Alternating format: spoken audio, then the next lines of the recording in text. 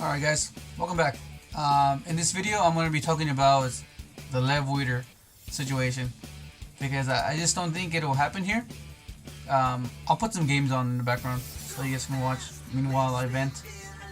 A friend pointed out that if they wanted to do that here in the TCG, they would have done it this bound list, but they didn't, so that's a good sign. I mean, but possibly it can happen next bound list. But then there's gonna be that trap that's gonna come out. I'm not sure if it's a trap, but it's a card. I had a few friends tell me about it. They just declare a name or a type, and then your opponent or you. I'm not sure. I haven't really read it. I'll look into it later. You declare I guess a type, and your opponent can't use that or summon that or special summon that turn or something. And so a lot of things can change. People can start to establish and know how to side against it properly. I mean, of course people know how to side against it now, but not to the point where they know, okay, key card right here. Like, it's like with any top tier deck, once they figure out the weakness, it starts becoming not so top tier because people are aware and they know what it does, and they know what leads up to what. Like, they'll know if this leads to this, then they gotta stop this.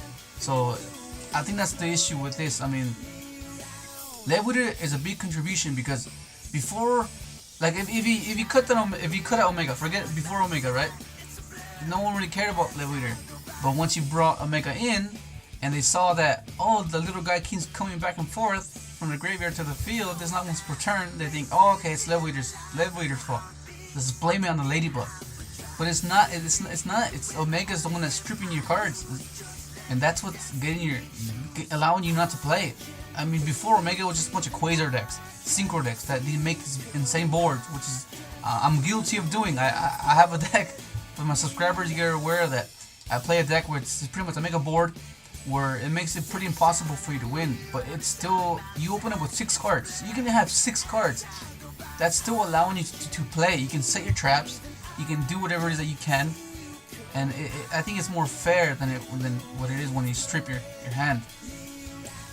But yeah, I'm putting the blame on Omega. It's Omega. If anything happens similar to the OCG, I think Omega's gonna go to 1. I think that's what's gonna happen because Lev Weeder, it's too situational. You need to get it to the grave first, and then you need to have a level 5 or higher, which is Gofu in ideal scenarios. But you don't always have Gofu. And even then, you can easily get stopped if you're going second. And you can easily get stopped if you're going first, if they open Maxi and they main Veilers. Or game 2 and 3, they side in Ghost Ogre, Diddy Crow, Drolog Bird, which happened to me a few months ago. It was insane, Joshua. But yeah, it was just insane. Like, it's a powerful deck if it's free to do whatever it wants.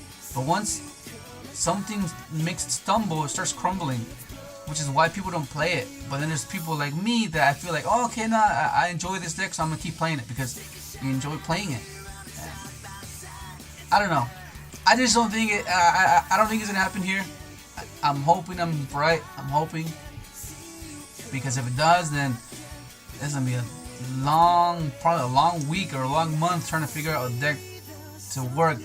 Because if I can't, I'm probably have to move to playing a different deck, and that's not gonna be fun at all. I gotta relearn everything, but I don't know. We'll see what happens. I hope you enjoyed the videos. And if some of you share the same opinion, put a comment down below, and we'll argue there.